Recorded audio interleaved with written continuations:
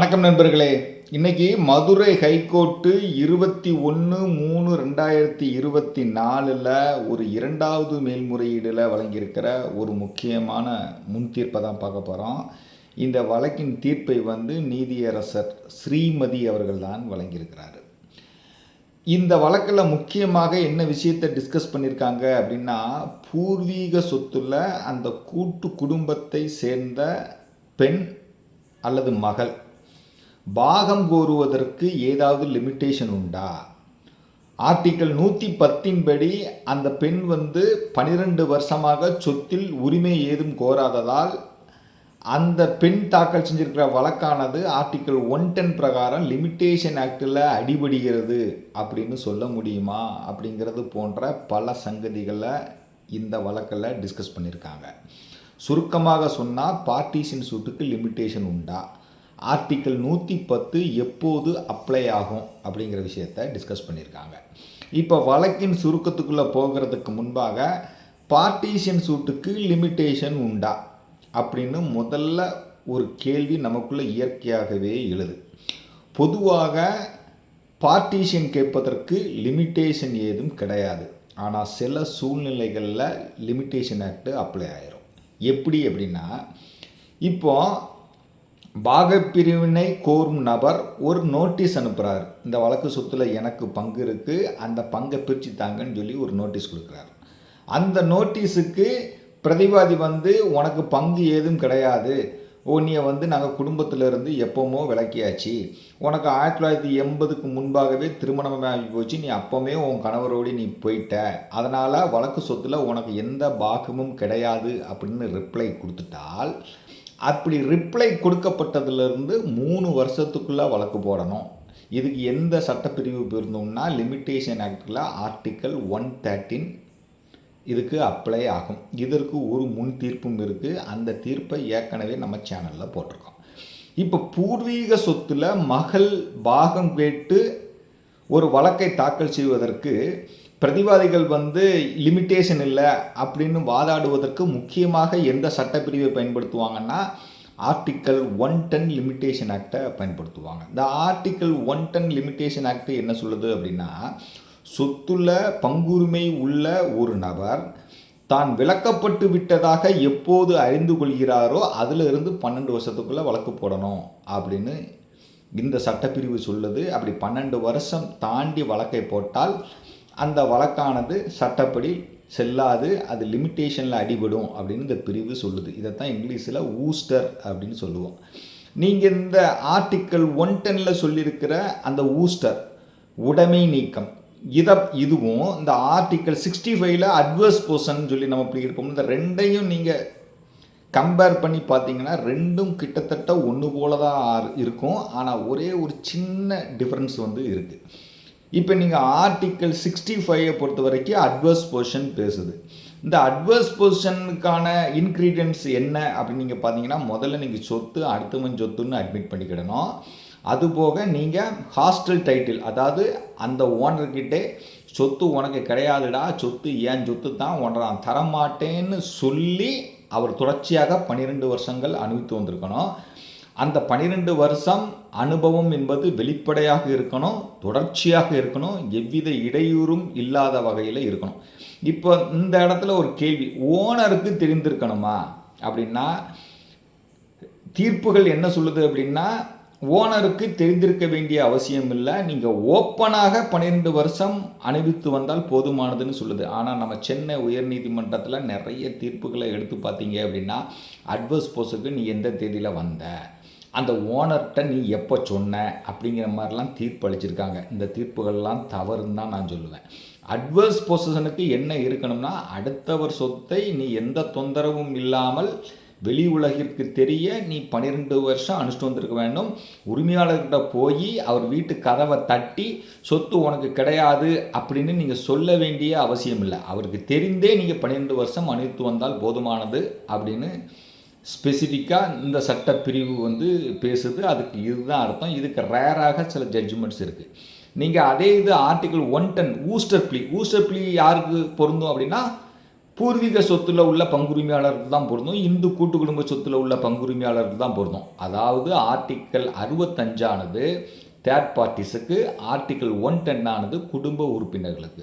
இந்த குடும்ப உறுப்பினர்களுக்கு சொத்துல பங்கு கொடுக்க மாட்டேன், ஆர்டிக்கல் 110 அடிபடுது அப்படின்னு சொன்னால், அந்த சம்பந்தப்பட்ட அந்த பெண்ணுக்கிட்ட உனக்கு சொத்து கிடையாது என்று நாம் குறிப்பாக சொல்லியிருக்க வேண்டும். இப்போ நீங்கள் அட்வர்ஸ் போர்ஷனில் ஓனர்கிட்ட சொல்லணும்னு அவசியம் இல்லை. ஆனால் இந்த ஊஸ்டர் பிள்ளையில் ஆர்டிகல் 110 பிரகாரம் அந்த கோபார்ஷன்கிட்ட நீங்கள் சொத்து உனக்கு கிடையாது, சொத்தில் உனக்கு பங்கு கிடையாது, சொத்து எனக்கு மட்டும்தான் அப்படின்னு நீங்கள் சொல்லியிருக்க வேண்டும். அப்படி அவர் சொல்லியும் அவர் 12 வருஷத்துக்குள்ளே எந்த நடவடிக்கை எடுக்கலைன்னா அவர் உடைமை நீக்கம் செய்யப்பட்டவராக கருதப்படுவார். இதே போல் நீங்கள் அடுத்து இன்னொன்று பாருங்கள். நீங்கள் லிமிட்டேஷன் ஆக்டில் ஆர்டிக்கல் 64ஐயும் 65ஐயும் நீங்கள் கம்பேர் பண்ணி பாருங்கள், ரெண்டும் ஒன்று போல தான் இருக்கும். ஆனால் அந்த ரெண்டுக்கும் ஒரு சின்ன வித்தியாசம் இருக்குது. நீங்கள் ஆர்டிக்கல் 65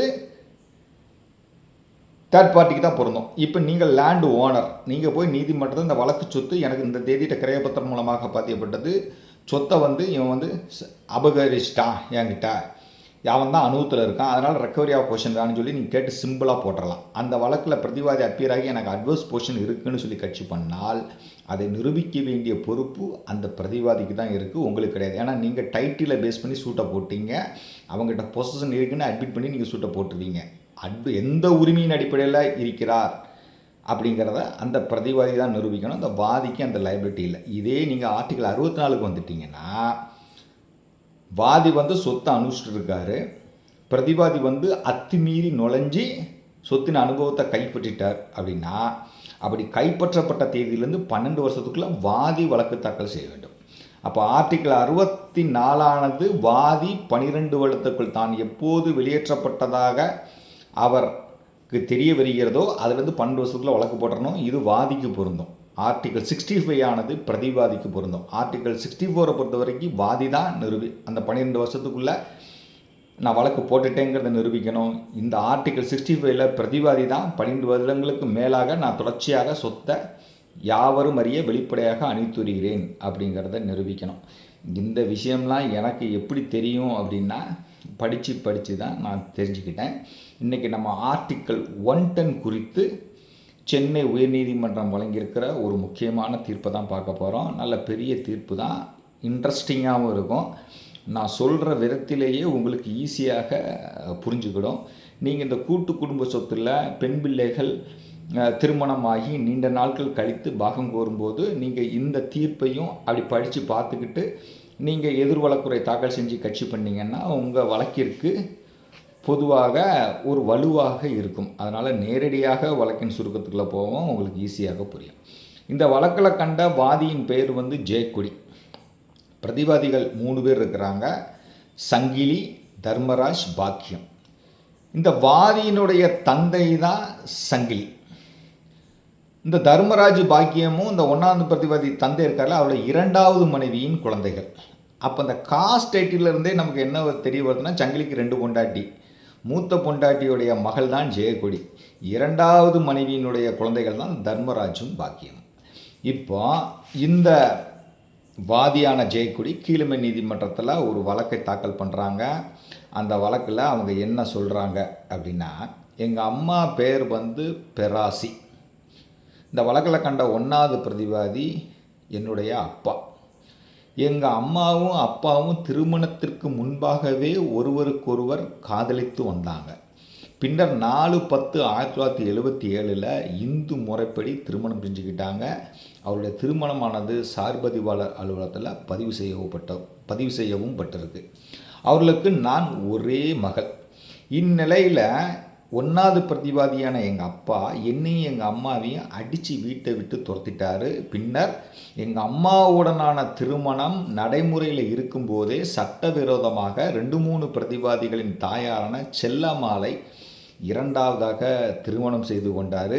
அந்த திருமணம் சட்டப்படி செல்லாது. 2வது திருமணத்தின் மூலம் பிறந்த 2-3 பிரதிவாதிகளையும் சட்டப்பூர்வ வாரிசுகளாக கருத முடியாது. இந்த வழக்கில் கண்ட சொத்து 1வது பிரதிவாதியான என் தந்தையின் தாப்பனரான பால்சாமி அவர்களின் பூர்வீக சொத்து. அந்த எங்கள் தாத்தாவுடைய மனைவியின் பெயர் வந்து முத்தம்மாள். அவர்களுக்கு மொத்தம் 3 பிள்ளைகள். 1வது பிரதிவாதி 1, பால்பாண்டிங்கிறவர் 2, கனி அப்படிங்கிறது 3 பசங்க. அதுபோக அன்னம்மாள் அப்படிங்கிற ஒரு பெண் குழந்தையும் உண்டு. பால்சாமி இறந்த பிறகு ஆம்பாள் பசங்க 3 பேரும் 15 வருஷத்துக்கு முன்பாகவே பூர்வீக சொத்துக்களை வாய்மொழியாக பாகப்பிரிவினை பண்ணிக்கிட்டாங்க. அந்த வாய்மொழி பாகப்பிரிவினையில் இந்த வழக்கு சொத்துக்கள் 1வது பிரதிவாதியான எங்கள் அப்பா பாகத்துக்கு ஒதுக்கப்பட்டது. நான் இந்த வழக்கை தாக்கல் செய்வதற்கு முன்பாகவே எங்கள் அப்பா சில சொத்துக்களை வேறு 3வது நபர்களுக்கு விற்றுவிட்டார். அதனால் அந்த சொத்துக்களை நான் அந்த வழக்கில் சேர்க்கலை. விற்கப்படாத சொத்துக்களை மட்டும்தான் இந்த வழக்கில் நான் சேர்த்துருக்கேன். இந்த வழக்கு சொத்தில் சட்டப்படி எனக்கு 4ல் 1 பாகம் இருக்குது. அதனால் என்னுடைய பாகத்தை பிரித்து தர வேண்டும் அப்படின்னு கேட்டு 23/8/1999 1வது பிரதிவாதிக்கு ஒரு நோட்டீஸ் விட்டேன். அந்த நோட்டீஸுக்கு 1வது பிரதிவாதி ஒரு ரிப்ளை கொடுத்தாரு. அந்த ரிப்ளையில் அவர் என்ன சொன்னார் அப்படின்னா, எங்கள் அம்மாவுக்கும் 1வது பிரதிவாதிக்கும் நடந்த திருமணத்தை ஒப்புக்கொண்டார். ஆனால் அந்த திருமணமானது கட்டாயத்தின் பேரில் செய்து வைக்கப்பட்டதாக கூறினார். அதே போல் நானும் அவருடைய வாரிசு இல்லை அப்படின்னு சொன்னார். நோட்டீஸ் அனுப்பின பிறகு எங்கள் அப்பா என்னை அழைத்து, இந்த வழக்கு சொத்துக்களை பொறுத்து நீ எந்த வழக்கும் போட வேண்டாம், கொஞ்ச நாள் கழித்து 2-3 பிரதிவாதிகளுக்கு எனக்கு பாத்தியப்பட்ட சொத்துக்களை நான் பாகம் பிரித்து கொடுக்கும்போது உனக்குரிய பங்கையும் தந்து விடுவதாக உறுதி கூறினார். அதனால் கடந்த 14 வருடமாக நான் எந்த நடவடிக்கையும் எடுக்கவில்லை. இந்த சூழ்நிலையில் எங்கள் அப்பாவான 1வது பிரதிவாதி அவருக்கு இந்த வழக்கு சொத்துக்களை வந்து தன்னிச்சையாக வில்லங்கம் செய்ய முயற்சிக்கிறாரு. எங்கள் அப்பா மீது அவருடைய சகோதரரான பால்பாண்டி ஒரு வழக்கு போட்டிருக்காரு. அந்த வழக்கில் இருந்து எங்கள் அப்பா சட்டவிரோதமாக சொத்தை ஏலினேஷன் செய்ய முயற்சி செய்வது எனக்கு தெரிய வந்தது. நான் பல பேரை வச்சு பஞ்சாயத்தும் பண்ணேன், ஆனால் எந்த பலனும் இல்லை. அதனால் நான் திரும்பவும் 2வதாக ஒரு நோட்டீஸ் வந்து கொடுத்தேன். அந்த நோட்டீஸில் இந்த வழக்கு சொத்துக்கள் மட்டுமல்லாது இந்த பால்பாண்டிக்கு பாத்தியப்பட்ட சொத்துக்களையும் சேர்த்து தவறுதலாக நான் விட்டுட்டேன். அந்த நோட்டீஸுக்கும் எங்கள் அப்பாவான 1ஆம் பிரதிவாதி ரிப்ளை கொடுத்தாரு. ஆனால் முதல்ல கொடுத்த ரிப்ளைக்கு விரோதமாக 2வது ரிப்ளையை கொடுத்துட்டாரு. சட்டப்படி பிறப்பாலே இந்த வழக்கு சொத்தில் எனக்கு 4ல் 1 பாகம் இருக்குது. அதனால் என்னுடைய 4ல் 1 பாகத்தை வந்து பிரிக்கணும். நான் 1வது பிரதிவாதியின் சட்டப்பூர்வ வாரிசு அப்படின்னு சொல்லி டிக்ளேர் பண்ணணும் அப்படின்னு கேட்டு சூட்டாக போடுறாங்க. அப்போ அந்த வாதி தாக்கல் செஞ்சிருக்கிற வழக்கில் இருந்து நமக்கு என்ன தெரிய வருது? வாதி வந்து 1வது பிரதிவாதியின் மகள் அப்படின்னு சொல்லி நீங்கள் கோர்ட்டு அறிவிக்கணும். அதே நேரத்தில் எனக்கு வழக்கு சொத்தை பாகம் பிரித்து தரணும்னு கேட்டு வழக்காக போட்டிருக்காங்க. முதல் முறையாக பாகப்பிரிவினை கேட்டு எப்போ நோட்டீஸ் விட்றாங்க? 23/8/1999 நோட்டீஸ் போடுறாங்க.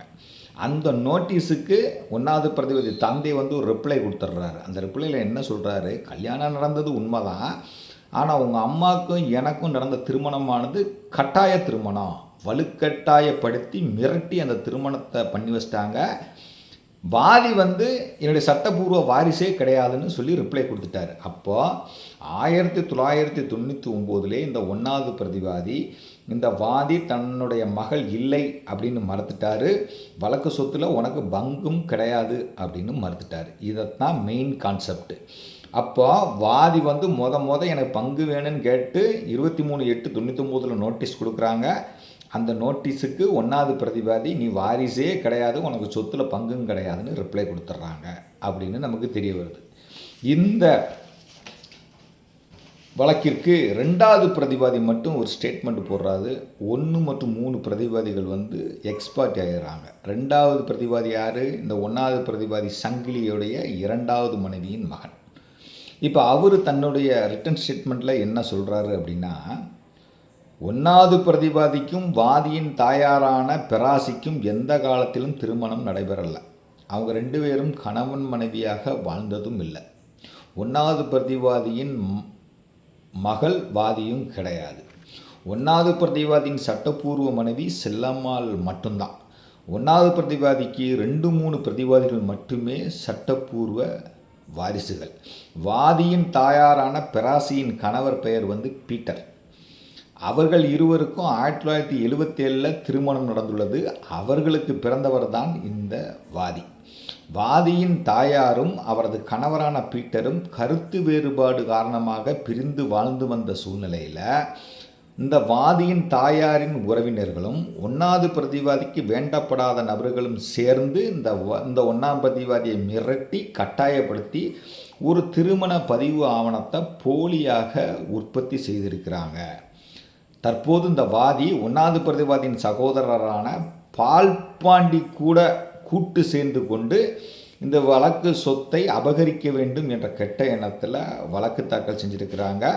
வாதி 1வது பிரதிவாதியின் வம்சாவளி கிடையாது. அதனால் வழக்கு சொத்தில் வாதிக்கு எந்த உரிமையும் கிடையாது. அதனால் இந்து வாரிசுரிமை திருத்தச் சட்டம் 2005 இந்த வாதிக்கு பொருந்தாது. வாதி 23/8/1999 அனுப்பிய அறிவிப்புக்கு 1வது பிரதிவாதி பதிலறிவிப்பு கொடுத்து விட்டார். ஆனால் அப்படி பதிலறிவிப்பு கொடுத்ததிலிருந்து 14 ஆண்டுகள் கழித்து இந்த வாதி இந்த வழக்கை தாக்கல் செய்திருப்பதால் வாதியின் வழக்கானது லிமிட்டேஷனில் அடிபடுது. இந்த 1வது பிரதிவாதியின் சகோதரரான பால்பாண்டிக்கு உதவும் வகையில் வாதி இந்த வழக்கை தாக்கல் செஞ்சிருக்கிறார். வழக்குரையில் கண்டுள்ள சொத்துக்களை பொறுத்து 1வது பிரதிவாதிக்கும் அவரது சகோதரரான பால்பாண்டிக்கும் வழக்கு நடந்து வருவதாக வாதி கூறியுள்ள நிலையில் அந்த பால்பாண்டியும் இந்த வழக்கிற்கு அவசிய தரப்பினர் அவரை சேர்க்காமல் தாக்கல் செஞ்சிருக்கிற இந்த வழக்கு லிமிட்டேஷனில் அடிபடுதுன்னு சொல்கிறாங்க. அப்போ பிரதிவாதிகளுடைய கட்சியிலேருந்து நமக்கு என்ன தெரியுது? வாதியே 1வது பிரதிவாதியின் சட்டப்பூர்வ வாரிசுகளாகவே அவங்க ஒப்புக்கொள்ளலை. வாதியின் தாயார் பெரோசின் கணவர் பெயர் பீட்டருக்கும் பெரோசிக்கும் பிறந்தவர் தான் இந்த வாதி அப்படின்னு சொல்கிறாங்க. அதே நேரத்தில் முதல்ல நோட்டீஸ் அனுப்பி ரிப்ளை கொடுத்த பிறகு 14 வருஷம் கழித்து இந்த வழக்கை வாதி தாக்கல் செய்துள்ளதால் வாதியினுடைய வழக்கு லிமிட்டேஷனில் அடிபடுதுன்னு சொல்கிறாங்க. முக்கியமாக நீதிமன்றம் இஷ்யூஸ் ஃப்ரேம் பண்ணுறாங்க. வாதி தரப்பில் 2 விட்னஸ் விசாரிக்கப்படுறாங்க. 15 டாக்குமெண்ட் குறியீடு செய்யப்படுகிறது. பிரதிவாதிகள் தரப்பில் 2 விட்னஸ் விசாரிக்கப்படுறாங்க. எந்த டாக்குமெண்ட்டும் குறியீடு செய்யப்படவில்லை. என்டையர் வழக்கையும் விசாரணை நீதிமன்றம் இந்த வாதி தாக்கல் செஞ்சிருக்கிற சூட்டை டிஸ்மிஸ் பண்ணுறாங்க. என்ன கிரவுண்டில் டிஸ்மிஸ் பண்ணுறாங்கன்னா, இந்த திருமண பதிவு ஆவணம் இந்த பெராசிக்கும் 1வது பிரதிவாதிக்கும், பெராசினா யார்? இந்த வாதியின் தாயார். இந்த வாதியின் தாயாருக்கும் இந்த 1வது பிரதிவாதிக்கும் இடையே நடந்த திருமணமானது சார்பதிவாளர் அலுவலகத்தில் பதிவு செய்யப்பட்டிருக்கு. ஆனால் அந்த ஆவணத்தை இந்த பிரதிவாதிகள் தரப்பில் மறுக்கலை. ஆனால் அந்த ஆவணமானது மிரட்டி எழுத வாங்கப்பட்டதாக அல்லது பதிவு செய்யப்பட்டதாக இந்த பிரதிவாதிகள் கட்சி பண்ணுறாங்க. அதே போல் இந்த வழக்கில் 1வது பிரதிவாதி எக்ஸ்பார்ட்டி ஆகிட்டார். அவர் தான் நியாயமாக கட்சி பண்ணணும். அவர் இந்த வழக்கில் அப்பியர் ஆகி வாதியினுடைய வழக்கை எதிர்த்து கட்சி செய்யலை. அதே போல் திருமண பதிவானது மிரட்டி பதிவு செய்யப்பட்டது அப்படிங்கிறத இந்த பிரதிவாதிகள் நிரூபிக்கலை. தனிப்பட்ட சாட்சிகள் யாரையும் அதே போல் விசாரிக்கலை. வாதி திருமணம் முடிந்து 8 மாதத்தில் பிறந்திருப்பதால் கருத்து வேறுபாடு ஏற்பட்டு இந்த முதல் பிரதிவாதியும் இந்த பெராசியும் பிரிஞ்சாங்க அப்படின்னு இந்த பிரதிவாதி தரப்பில் அந்த DW 1ஆக அப்பியரான அந்த 2ஆம் பிரதிவாதி அவருடைய சாட்சியத்தில் ஒப்புக்கொண்டிருக்கிறார். அதே போல் வாதி தாக்கல் செய்துள்ள ஆவணங்கள் அனைத்திலுமே வாதியின் தந்தை பெயர் சங்கிலி என்றும் தாயாரின் பெயர் பெராசி என்றும் குறிப்பிடப்பட்டிருக்கு. அதனால் வாதி 1வது பிரதிவாதியின் சட்டப்பூர்வ மகள் தான் அப்படிங்கிறத நாங்கள் அட்மிட் பண்ணிக்கிறோம் அப்படின்னு சொல்லி ட்ரையல் கோர்ட் அட்மிட் பண்ணிக்கிறாங்க. எப்படி? 1வது பிரதிவாதியின் மகள் தான் வாதி அப்படின்னு அட்மிட் பண்ணிக்கிறாங்க. அடுத்து இப்போ இந்த வாதி முதல் முறையாக 23/8/1999 தனக்கு சொத்தில் பங்கு வேணும் அப்படின்னு கேட்டு ஒரு நோட்டீஸை அனுப்பியிருக்கிறார். அந்த நோட்டீஸுக்கு 1வது பிரதிவாதி 27/8/1999 ஒரு ரிப்ளையை கொடுத்துருக்கிறார். அந்த ரிப்ளையில் இந்த 1ஆம் பிரதிவாதி என்ன சொல்கிறாரு? இந்த வாதி என்னுடைய வாரிசே இல்லை, அதனால் வாதிக்கு சொத்தில் பங்கு எதுவும் கிடையாது அப்படின்னு சொல்லிட்டார். அப்போது ஆர்டிக்கல் 110 லிமிட்டேஷன் ஆக்டின் படி 1வது பிரதிவாதி வாதியின் சொத்துரிமையை மறுத்ததிலிருந்து 12 வருஷத்துக்குள்ளே இந்த வாதி வழக்கை தாக்கல் செஞ்சிருக்க வேண்டும். ஆனால் வாதி இந்த வழக்கை 14 ஆண்டுகள் கழித்து தான் தாக்கல் செஞ்சிருக்கிறார். அதனால் வாதியினுடைய வழக்கு லிமிட்டேஷன் ஆக்ட் ஆர்டிக்கல் 110 அடிபடுது. அதனால் வழக்கு சொத்தில் வாதிக்கு எந்த பாகமும் கிடையாது அப்படின்னு சொல்லி டிஸ்மிஸ் பண்ணுறாங்க. அப்போ கீழ்கோர்ட்டு என்ன பண்ணிட்டாங்க, அந்த ரிப்ளை கொடுத்ததுல இருந்து இந்த வாதி 12 வருஷத்துக்குள்ளே வழக்கை தாக்கல் செய்யலை, 14 வருடங்களுக்கு பிறகு தான் வழக்கை தாக்கல் செஞ்சுருக்கிறாங்க. அதனால் வாதிக்கு பார்ட்டிஷன் கிடையாது, வாதியினுடைய வழக்கு ஆர்டிக்கல் 110 அடிபடுது அப்படின்னு சொல்லி டிஸ்மிஸ் பண்ணிடுறாங்க. இதனை எதிர்த்து வாதி முதல் மேல்முறையீடு பண்ணுறாங்க. ஆனால் அந்த வாதி 1வது பிரதிவாதியின் சட்டப்பூர்வ வாரிசு தான் அப்படின்னு டிக்ளேர் கீழ்கோர்ட்டு கொடுத்தாங்களா, அதனை எதிர்த்து இந்த பிரதிவாதிகள் அப்பீல் போகலை. இங்கே பிரச்சனையே அங்கே தான் ஆகிப்போச்சு. பார்ட்டிஷன் வழங்காததை எதிர்த்து வாதி அப்பீல் போயிட்டாங்க. ஆனால் அந்த வாதி இந்த 1வது பிரதிவாதி சட்டப்பூர்வ வாரிசு தான் அப்படின்னு கீழமை நீதிமன்றம் வழங்கிய விளம்புகை பரிகாரத்தை எதிர்த்து இந்த பிரதிவாதிகள் அப்பீல் போகலாம். அப்போ என்ன ஆகுது, இந்த வாதி 1வது பிரதிவாதியின் வாரிசு தான் அப்படிங்கிற அந்த உத்தரவானது, அந்த தீர்ப்பானது இறுதியாகி விட்டது. ஃபர்ஸ்ட் அப்பீல் போகும்போது என்ன ஆகுதுன்னா, வாதிக்கு சொத்தில் பங்கு உண்டுன்னு சொல்லி கோர்ட்டு தீர்ப்பளிச்சிருது. இதனால் பாதிக்கப்பட்ட பிரதிவாதிகள் உயர்நீதிமன்றத்தில் 2வது மேல்முறையீடு பண்ணுறாங்க. இந்த 2வது மேல்முறையீடு விசாரணைக்கு வர்றப்போ ஹைகோர்ட் ஒரு இஷ்யூஸ் ஃப்ரேம் பண்ணுறாங்க. என்ன ஃப்ரேம் பண்ணுறாங்க, வாதி பாகப்பிரிவினை கோரி 12 ஆண்டுகளுக்குள் வழக்கு தாக்கல் செய்திருக்க வேண்டுமா, வாதியினுடைய பாகப்பிரிவினை வழக்கானது ஆர்டிக்கிள் 110 கீழே அடிபடுதா அப்படிங்கிறத மட்டுமே முக்கியமான இஷ்யூஸாக ஃப்ரேம் பண்ணுறாங்க. இந்த வழக்கில் இருதரப்புலையும் விசாரணை பண்ணுறாங்க. இப்போ இந்த வழக்கில் முக்கியமாக ஹைகோர்ட் என்ன சொல்கிறாங்கன்னு பாருங்கள். வாதி முதல் முறையாக பாகப்பிரிவினை கோரி 1வது பிரதிவாதிக்கு 23/8/1999 ஒரு சட்ட அறிவிப்பை அனுப்பியிருக்கிறார். அந்த அறிவிப்பை பெற்றுக்கொண்ட 1வது பிரதிவாதி 27/8/1999 ஒரு ரிப்ளை கொடுத்துட்டார். அப்படி ரிப்ளை கொடுத்ததிலிருந்து 14 ஆண்டுகள் கழித்து இந்த வாதி பாகப்பிரிவினை கோரி ஒரு வழக்கை தாக்கல் செஞ்சிருக்கிறார். அதே நேரத்தில் விளம்புகை பரிகாரம் கோரியும் ஒரு வழக்கை தாக்கல் செஞ்சிருக்கிறார். அதனால் அந்த வாதியினுடைய வழக்கு லிமிட்டேஷனில் அடிபடுது அப்படிங்கிறது தான் இந்த பிரதிவாதிகளினுடைய முக்கியமான வாதம். ஏன் 14 வருஷம் காலதாமதம் அப்படிங்கிறதுக்கு இந்த வாதி கூறும் காரணம் என்ன அப்படின்னா, அறிவிப்புகள் பரிமாற்றம் செய்யப்பட்ட பிறகு 1வது பிரதிவாதி இந்த வாதியை அழைத்து தனக்கும் 2-3 பிரதிவாதிகளுக்கும் இடையே சொத்துக்களை பிரிக்கும் போது வாதிக்குரிய பங்கையும் தந்து விடுவதாக ஒரு உறுதி கூறுறார். அந்த வாக்குறுதியை நம்பி வாதி சொத்துக்களை பொறுத்து எந்த நடவடிக்கையும் எடுக்காமல் அமைதியாக இருந்து வந்திருக்கிறார். இந்த சூழ்நிலையில் தான் 2011 1வது பிரதிவாதி இந்த வழக்கு சொத்துக்களை அவர் சகோதரரான பால்பாண்டியனுக்கு விற்க முயற்சி பண்ணுறார். அதில் ஏற்பட்ட தகராறு காரணமாக பால்பாண்டி 2011 1வது பிரதிவாதிக்கு எதிராக ஒரு வழக்கை தாக்கல் செஞ்சிருக்கிறார். அதன் பிறகே 1வது பிரதிவாதி மோசடியாக வழக்கு சொத்துக்களை ஏலினேஷன் செய்ய முயற்சிக்கிறார் அப்படிங்கிற அந்த சங்கதி வாதிக்கு தெரிய வந்திருக்கிறது. அதனால தான் வாதி 12/8/2013 இந்த வழக்கை தாக்கல் செஞ்சிருக்கிறார். பிரதிவாதிகளினுடைய வாதம் என்ன, வாதிக்கு நோட்டீஸ் அனுப்பியாச்சு, அந்த நோட்டீஸுக்கு நாங்கள் ரிப்ளை கொடுத்தாச்சு, அதுலேருந்து 12 வருஷம் வரைக்கும் எந்த நடவடிக்கையும் எடுக்காததுனால எங்களுக்கு எதிரிடை அனுபவம் ஏற்பட்டிருக்கிறது. அதனால் வாதியுடைய வழக்கு ஆர்டிக்கிள் 65 அடிபடுகிறது அப்படின்னு முதல்ல ஒரு வார்த்தை ஹைகோர்ட்டில் வைக்கிறாங்க. இதை கீழ்கோர்ட்டில் வைக்கலை, இந்த ஆர்டிக்கிள் 65 ஹைகோர்ட்டில் வைக்கிறாங்க. ஆனால் ஹைகோர்ட் என்ன சொல்லுதாங்க, ஆர்டிக்கிள் 65 இந்த வழக்குக்கு பொருந்தாது. வாதி 1வது பிரதிவாதியின் வாரிசு என டிக்ளேர் செய்ய சொல்லி பரிகாரம் கேட்டுக்கிறாரு. அப்போது இந்த வாதி 1வது பிரதிவாதியின் மகள் தான் அப்படின்னு தீர்மானிக்கப்படும் வரை இந்த பாதி சொத்துரிமை எதுவும் கோர முடியாது. அதனால் இந்த 1வது பிரதிவாதி மகள் என்று தீர்மானிக்கப்படும் வரை பாகப்பிரிவினை கோருவதற்காக லிமிட்டேஷன் ஸ்டார்ட் ஆகாது. அதன் பிறகு தான் ஸ்டார்ட் ஆகும். 2வது ஆர்டிகல் 65 ஆனது டைட்டில் அடிப்படையில் சுவாதீனம் கோரும் நபருக்கு தான் பயன்படும். அதாவது ஆர்டிகல் 65 தேர்ட் பார்ட்டிஸ் தான் பொருந்தும். ஒருத்தனுக்கு பத்திரம் இருக்குது, அந்த பத்திரத்தை வச்சு அவன் டைட்டில் சூட்டு போடுறான், ரெக்கார்ட் ஆஃப் பொசிஷன் கேட்குறான்.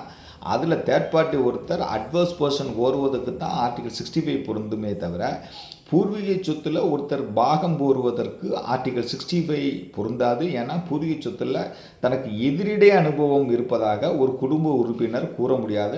அதனால் ஆர்டிகல் 65க்கும் இந்த வழக்குக்கும் சம்மந்தம் இல்லை அப்படின்னு சொல்லிடுறாங்க. அடுத்த வாதம் ஆர்டிகல் 110 அப்போ அந்த வழக்கு அடிபடுதா? வாதி தனக்குரிய நாளில் ஒரு பங்கை கேட்டு ஒரு நோட்டீஸை அனுப்புகிறாரு.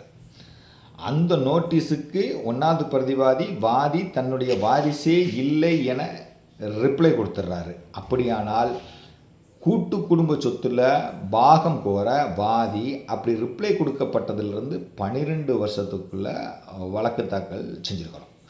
கூட்டு குடும்ப சொத்திலிருந்து விலக்கப்பட்ட ஒருவர் பங்கை பெற வேண்டுமானால் அவ்வாறு விலக்கப்பட்டது குறித்து அவருக்கு தெரிய வந்த நாளிலிருந்து 12 ஆண்டுகளுக்குள்ள வழக்கு தாக்கல் செய்யணும் அப்படின்னு பிரதிவாதிகள் சொல்கிறாங்க. ஆனால் இந்த வாதத்தையும் இருக்க முடியாது. ஏன்னா வாதியை கூட்டு குடும்பத்திலிருந்து விலக்கப்பட்டவராக கருத முடியாது. ஒருவர் மற்றொருவருக்கு தனது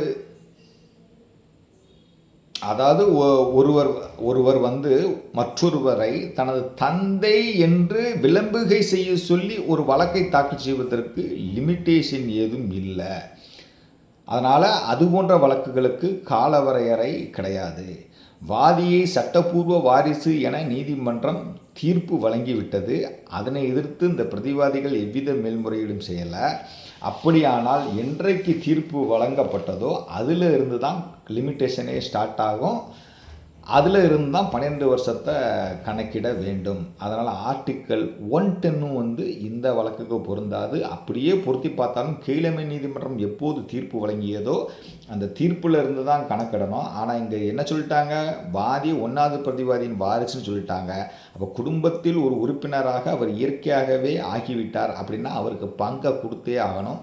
லிமிட்டேஷனை காரணம் காட்டி பங்கெல்லாம் கொடுக்காமல் இருக்க முடியாது அப்படின்னு சொல்கிறாங்க. இந்த இடத்துல இந்த வாதி தரப்பில் செமையாக 2 தீர்ப்பை சுட்டி காட்டுறாங்கங்க. இந்த தீர்ப்பை கண்டிப்பாக நீங்கள் நோட் பண்ணி வச்சுக்காங்க.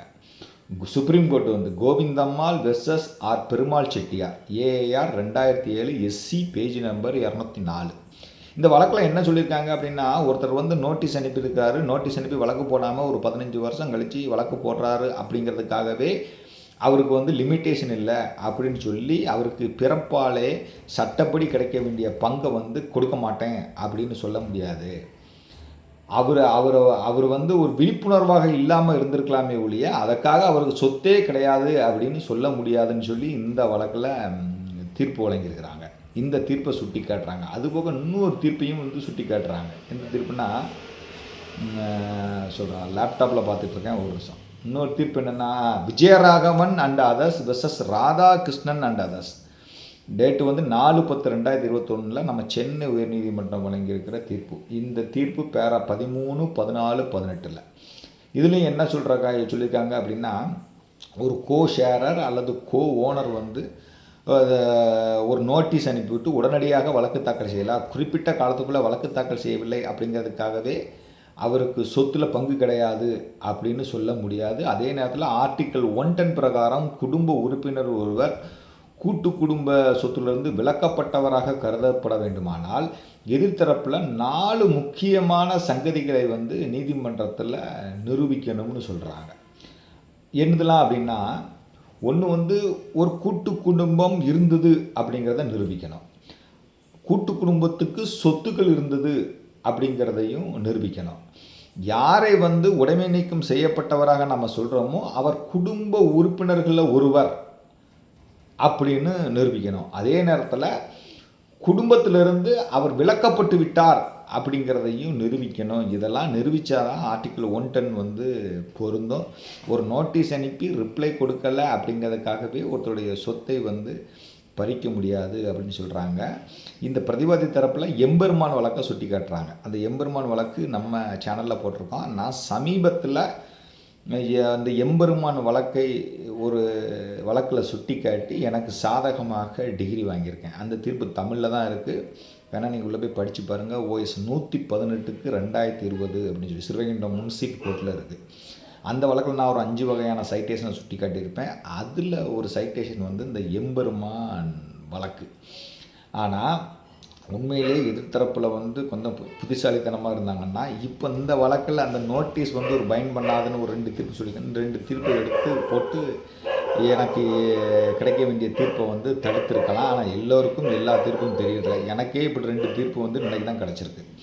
நோட்டீஸ் வந்து ஒரு பெரிய மேட்ரு இல்லை அப்படின்னு சொல்லி. மொத்தத்தில் இந்த வழக்கு தீர்ப்பு வந்து என்ன பேசுது அப்படின்னா, பாகப்பிரவனை கேட்டு நோட்டீஸ் அனுப்புகிறாங்க. அந்த நோட்டீஸுக்கு நீங்கள் ரிப்ளை கொடுத்துட்டீங்க. ரிப்ளை கொடுத்துட்டு உடனடியாக வழக்கு தாக்கல் செய்யலாம். 3 வருஷத்துக்குள்ளே வழக்கு தாக்கல் செய்யலாம். அல்லது கூட்டு குடும்ப உறுப்பினராக இருப்பவர் 12 வருஷத்துக்குள்ளே வழக்கு தாக்கல் செய்யலாம். அப்படிங்கிறதுக்காகவே அவருக்கு சொத்துரிமை கிடைக்காமல் போகாது அப்படின்னு இந்த தீர்ப்பு சொல்லுது. அதே நேரத்தில் ஆர்டிக்கிள் 110க்கு வந்து கூட்டு குடும்பம் ஒன்று இருந்துச்சுன்னு நிரூபிக்கணும். அதற்கு சொத்துக்கள் இருந்துச்சுங்கிறத நிரூபிக்கணும்.